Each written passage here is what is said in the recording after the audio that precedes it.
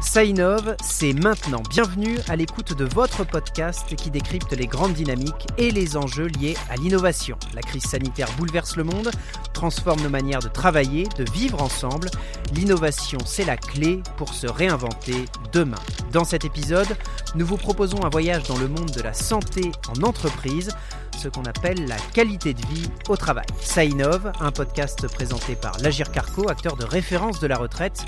L'Agirc Arrco et les groupes de protection sociale innovent au service de tous, partenaires, bénéficiaires, mais aussi leurs propres collaborateurs. L'experte de cet épisode nous vient du groupe de protection sociale Apicil, qui innove concrètement pour améliorer la santé de ses salariés. Êtes-vous épanoui dans votre travail ? Votre emploi a-t-il du sens ? Vos relations avec vos collègues sont-elles satisfaisantes ? Ces questions peuvent vous permettre de jauger ce que l'on appelle la qualité de vie au travail. Depuis une dizaine d'années, chercheurs, entrepreneurs, professionnels des relations humaines innovent pour faire progresser le bien-être au travail, lutter contre le stress, le burn-out ou développer de nouvelles méthodes de management. Marie-Christine Eudes, directrice de l'innovation et des services au sein du groupe de protection sociale Apicil, est l'experte de cet épisode. Mais d'abord, je vous propose d'écouter Emmanuel Aborde-Chatillon, professeur à l'Institut des administrations de Grenoble. Cette préoccupation santé au travail, qui était une préoccupation très secondaire pendant longtemps, est devenue une préoccupation très importante pour les entreprises. C'est-à-dire qu'aujourd'hui, tous les services RH se préoccupent d'une manière ou d'une autre de santé au travail. Et ça, c'est une véritable innovation. Et d'ailleurs, on l'a vu à l'occasion du confinement, que la problématique de mise à distance du travail a été aussi accompagnée d'une problématique de santé au travail. C'est-à-dire que les préoccupations des entreprises étaient bien entendu la continuation de l'activité, etc. Mais elle était aussi, est-ce que les salariés qui travaillent à distance sont en capacité de pouvoir vivre cette période correctement. À ce moment-là, la préoccupation qualité de vie au travail devient une préoccupation extrêmement importante, voire centrale.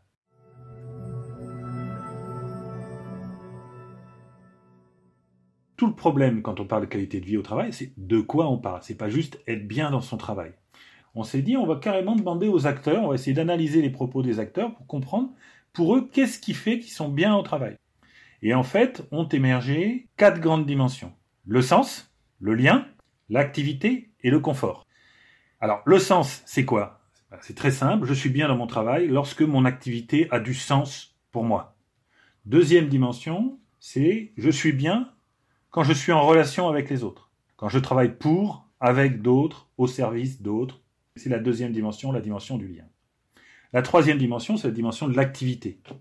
Je suis bien lorsque mon activité, je la réalise d'une manière suffisamment autonome, responsable, que cette activité, elle donne un produit de qualité, et ça me fait du bien. Et puis, il y a enfin la dernière dimension, qui est celle qui est la plus souvent mentionnée, qui est la dimension du confort. C'est-à-dire, je suis bien quand, finalement, j'ai un bureau confortable, que j'ai un salaire raisonnable, que mes locaux sont bien chauffés et que la machine à café fonctionne. La précision que je veux apporter, c'est que ces 4 dimensions n'ont pas la même importance. C'est-à-dire que autant les 3 premières sont constitutives d'une forme assez claire de bien-être au travail, autant la 4e, c'est-à-dire l'idée du confort, est plutôt le parachute ou l'alibi des 3 autres formes. C'est-à-dire que je vais mobiliser le confort quand le reste ne sera pas atteint.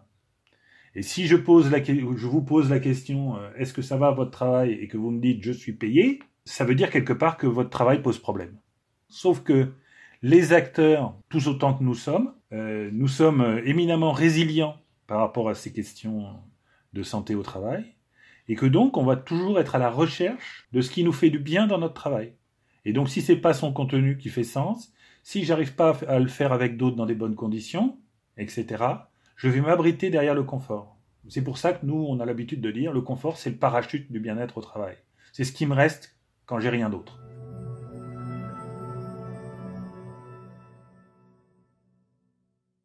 Il y a eu des formes d'innovation organisationnelle ou managériale qui ont été développées. Par exemple, il y a un ensemble de choses qui ont été faites autour du management visuel.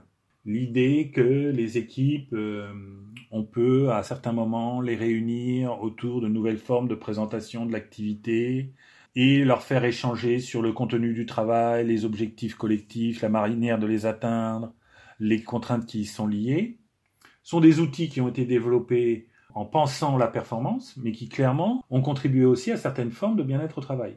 C'est-à-dire que vous le voyez, ce type d'outil a pu permettre à la fois de travailler la question du sens, parce que ça donnait des objectifs et une manière de voir commune, à la fois travailler la question du lien, parce que ça permettait de mettre en relation les acteurs autour du travail, à la fois la question de l'activité, parce que ça permettait de la réaliser avec un niveau de qualité qui correspondait aux acteurs, et puis, vous voyez, tous ces éléments peuvent contribuer au bien-être au travail. En fait, c'est pas les outils qui font le bien-être au travail ou la qualité de vie au travail. C'est la manière dont ces outils sont implantés, dont ces outils sont, d'une certaine manière, alignés avec la logique globale de l'entreprise.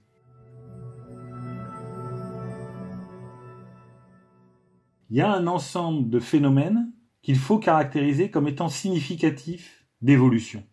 Je vais prendre un exemple très simple, qui est l'exemple du confinement forcé que nous avons vécu. On s'aperçoit qu'on a 3/4 des acteurs qui ont été en télétravail qui demandent à en faire plus.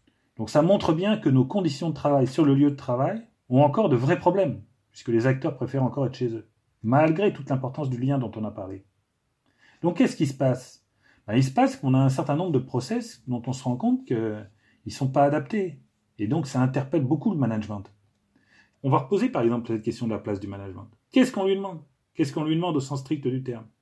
Dans ce type d'évolution, on va ramener un certain nombre de choses à l'os. C'est-à-dire que le management, on va lui demander de se remettre sur les fondamentaux. Et les fondamentaux demandés par les subordonnés, c'est de la présence, c'est une relation régulière, un suivi, mais c'est pas un contrôle forcené, etc. Et là, on s'aperçoit que dans les évolutions qu'on veut créer, toute la question c'est de dire l'individu, il a besoin d'autonomie, il a besoin de mobiliser ses compétences dans son travail, il a besoin d'être lié aux autres, et ça, c'est les conditions de sa motivation personnelle. Donc le travail de l'organisation, ça va être de plus en plus de mettre les acteurs dans les conditions favorables.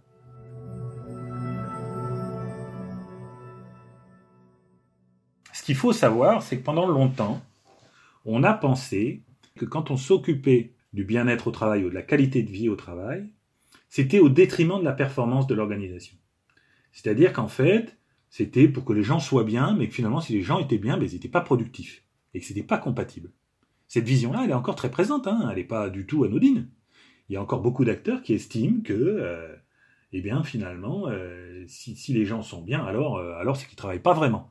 Or, c'est pas comme ça que ça marche. On voit bien qu'il y a un déterminant commun.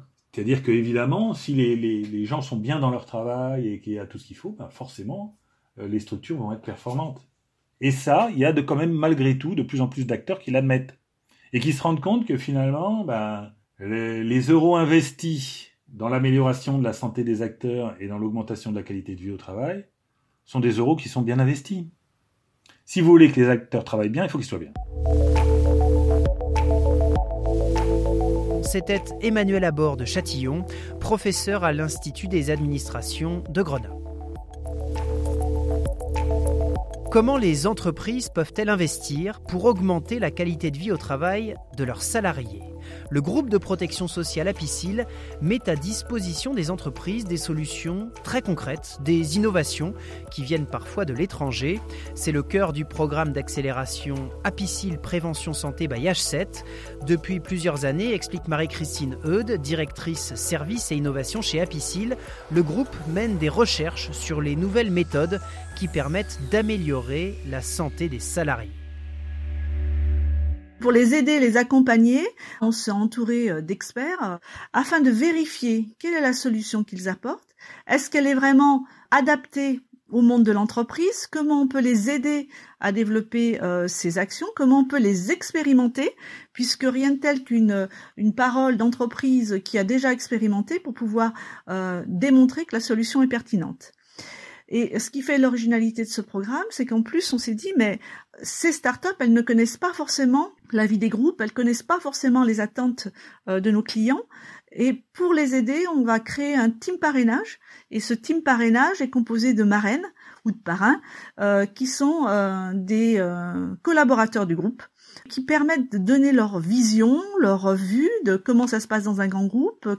Et puis, en fin de compte, le groupe Apicil est aussi une entreprise. Donc, on essaye aussi de systématiquement, quand on le peut, tester nous-mêmes nos propres solutions, puisque ça nous permet aussi de pouvoir reprendre la parole à des collaborateurs qui ont testé pour pouvoir apporter des améliorations.